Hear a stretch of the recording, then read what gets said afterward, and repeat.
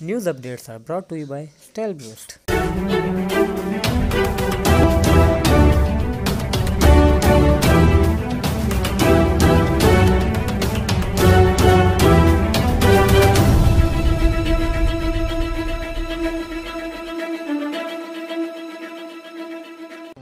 بسم اللہ الرحمن الرحیم۔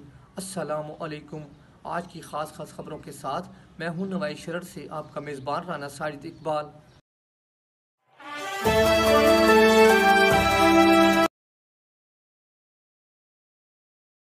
آج بدھ کا دن ہے اور 14 شعبان المعظم 1441 ہجری 24 چیت 2078 اپریل 2020 عیسوی کی 8 تاریخ ہے۔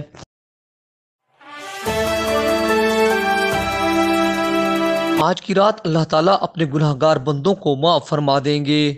ام المومنین حضرت عائشہ صدیقہ رضی اللہ تعالیٰ عنہا سے مروی ہے کہ اس مہینہ میں آپ صلی اللہ علیہ وسلم کثرت سے روزے رکھتے تھے، اور آپ نبی اکرم صلی اللہ علیہ وسلم نے فرمایا، رمضان اللہ تعالیٰ کا مہینہ ہے اور ماہ شعبان میرا مہینہ ہے۔ شعبان گناہوں سے پاک کرنے والا ہے اور رمضان گناہوں کو ختم کر دینے والا مہینہ ہے۔ شب بارات کیا ہے؟ شب بارات اسلامی تقویم کے 8ویں مہینے شعبان کی 15ویں رات کو کہتے ہیں۔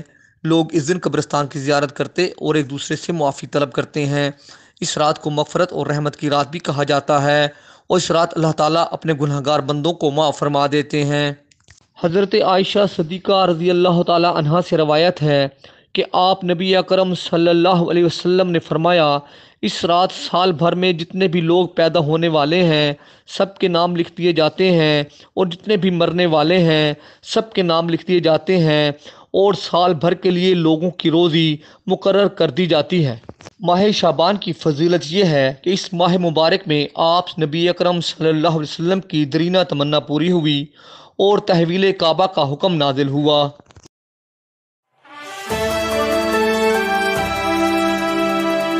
لاک ڈاؤن کو 18 روز گزر گئے، تاجروں میں بے چینی بڑھ گئی۔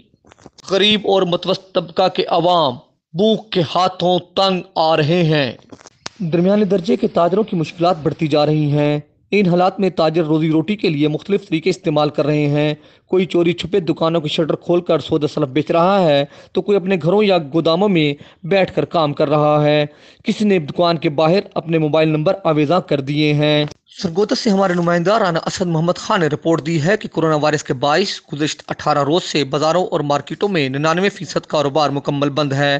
کاروباری نقصان کے علاوہ تاجروں کو دکانوں کے کرایہ، بجلی کے بلوں اور ملازمین کی تنخواہوں کی مد میں بھی بھاری اخراجات پڑ رہے ہیں۔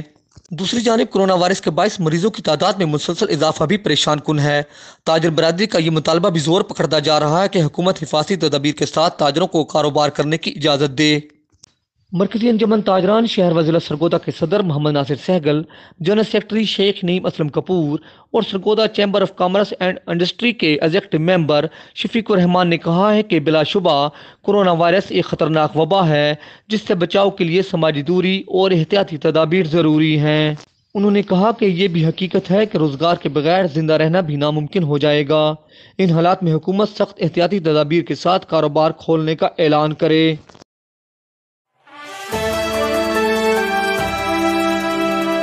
کورونا وائرس سے عدالتی نظام بھی ٹھپ ہو کر رہ گیا۔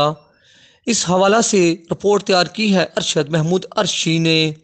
کورونا وائرس نے زندگی کے تمام معاملات کو جام کر دیا ہے۔ جہاں ایک طرف کاروبار اور ٹرانسپورٹ بند پڑی ہے، وہاں دوسری طرف عدالتوں میں بھی سناٹا ہے۔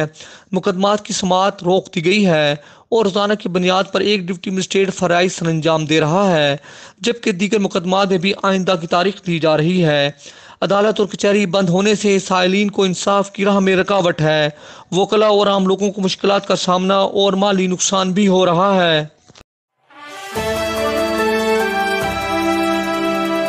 سرگودا پریس کلب نے ڈی پی او سرگودا امارہ اطہر کی سینئر صحافی انیس اکرم اور میڈیا ورکروں عابد نفیس اور محمد قاسم کے ساتھ بدتمیزی اور تشدد آمیز رویہ کے خلاف احتجاجاً پولیس کی تمام خبروں کا بائیکاٹ کر دیا ہے۔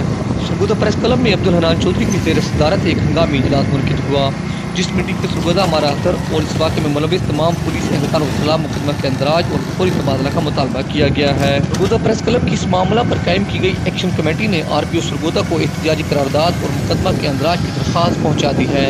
جبکہ مقامی پولیس اسٹیشن نے درخواست گزار انیس اکرم کو 2 گھنٹے تک تھانے میں کھڑا رکھا اور رپٹ اندراج کرنے سے انکار کر دیا۔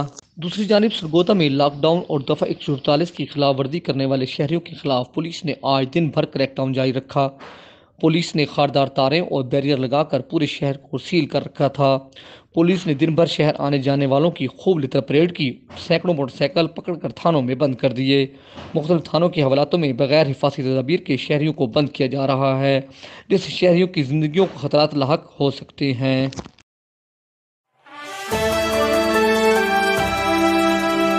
اس دعا کے ساتھ کہ اللہ رب العزت کورونا وائرس سے پوری انسانیت کو نجات دے، آمین۔ انشاءاللہ ہم کل پھر حاضر ہوں گے تازہ خبروں کے ساتھ۔ اللہ حافظ۔